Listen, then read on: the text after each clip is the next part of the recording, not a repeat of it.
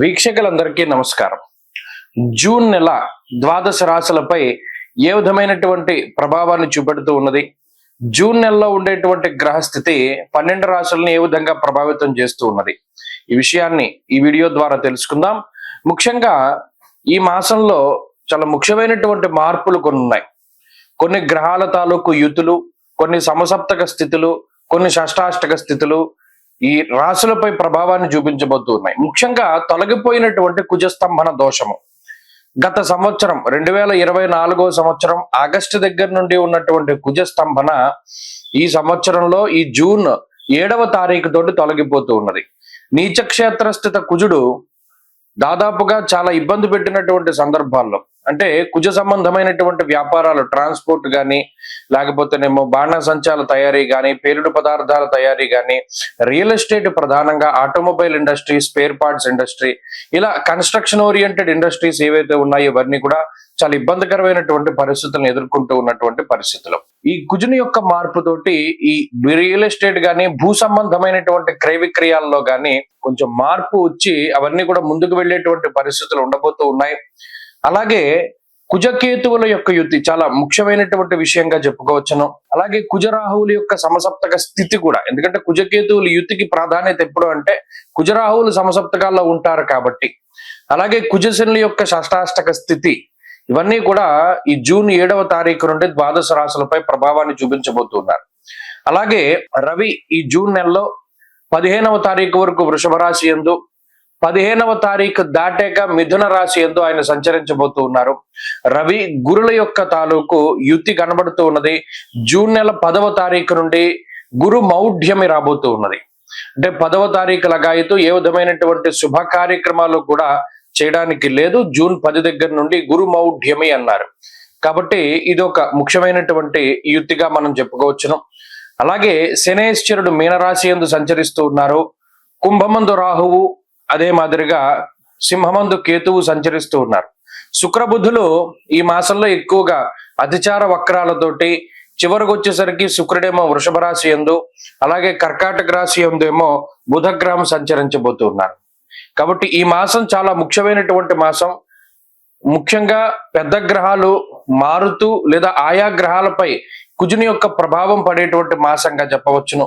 దీనిలో ద్వాదశ రాశుల వారికి ఏ విధమైనటువంటి ఫలితాలు కలగబోతున్నాయో తెలుసుకుందాం ఈ వీడియో ద్వారా. మకర రాశి వారికి ఈ మాసం సాధారణమైనటువంటి మాసంగా చెప్పవచ్చును.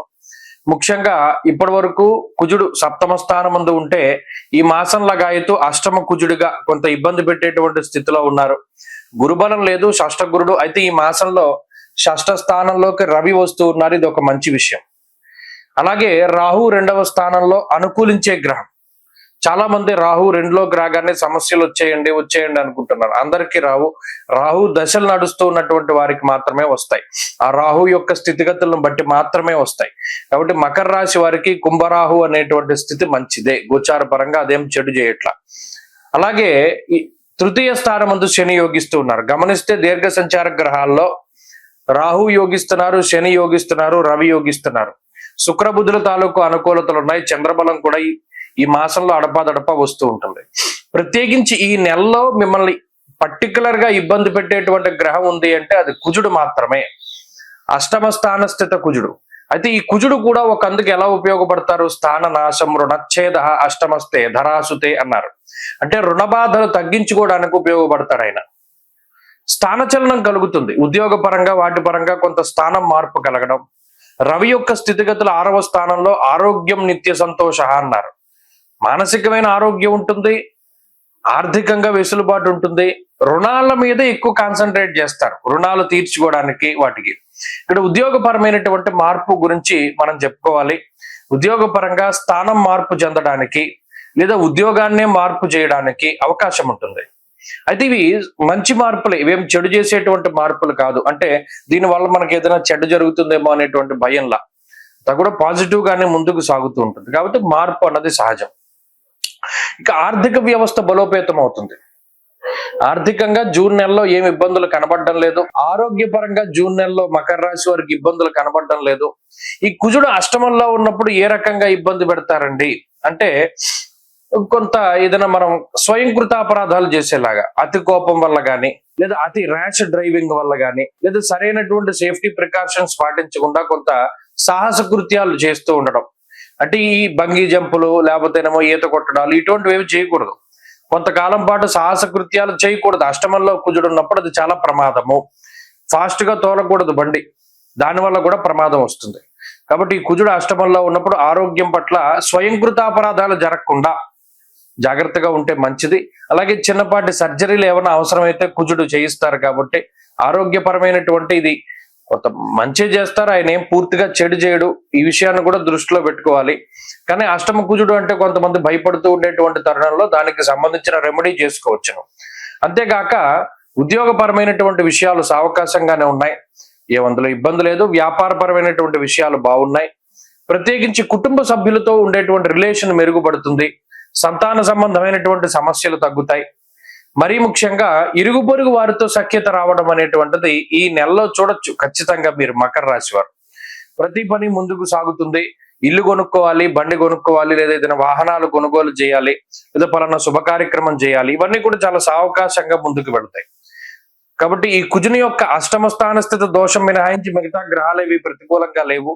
ఆ దోషాన్ని కూడా తొలగించుకోవడానికై సుబ్రహ్మణ్యారాధన, ప్రత్యేకించి ఈ నెలలో మంగళవారాలు సర్పసూక్తంతో సుబ్రహ్మణ్య స్వామికి అభిషేకం జరిపించుకోవడం ద్వారా ఈ అష్టమ కుజ దోషం నుండి బయటపడడానికి అవకాశం ఉంటుంది. అలాగే షష్టబుధుడు లౌకికమైనటువంటి జ్ఞానానికి కారకుడు.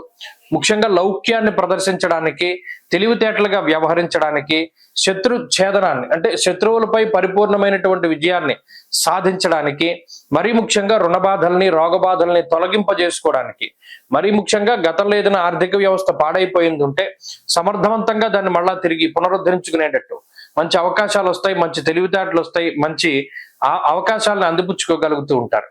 కాబట్టి ఆశావాకంగానే ఉంది గ్రహస్థితి. మకర రాశి వారికి ఈ గ్రహస్థితి పుంజుకోవడానికి అవకాశం ఉంటుంది. మరి ముఖ్యంగా కొంచెం దాన ధర్మాలు చేసినా, తీర్థయాత్రలు చేసినా, ఏదో కొండ ప్రాంత సంచారం చేసినా, విదేశీయానానికి సంబంధించినటువంటి ప్రయత్నాలు చేసినా అన్ని కూడా సఫలం అవడానికి అవకాశాలు ఉన్నాయి.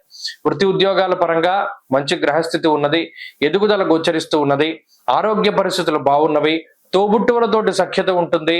ఇలా అటు వ్యాపార పరంగా, ఉద్యోగ పరంగా అనుకూలించేటువంటి అంశాలే ఉన్నాయి. మకర రాశి వారి వారం మరింత అనుకూలమైనటువంటి ఫలితాలని సాధించడానికై అమ్మవారి యొక్క ఆరాధన, ప్రత్యేకించి సప్తమంలో ఉండేటువంటి కుజుడు, చతుర్థ శుక్రుడు ఈ పరస్పర కేంద్ర స్థితి వల్ల అమ్మవారి యొక్క ఆరాధన చేస్తే మరింత జయప్రదంగా ఉంటుంది. లలితా సహస్రనామం గాని, దేవి ఖడ్గమాల గాని పారాయణ మంచిది. ఈ వారంలో కలిసి వచ్చేటువంటి రోజు బుధవారంగా చెప్పవచ్చును. అదృష్ట సంఖ్య 8, అదృష్ట వర్ణము ఆకుపచ్చ.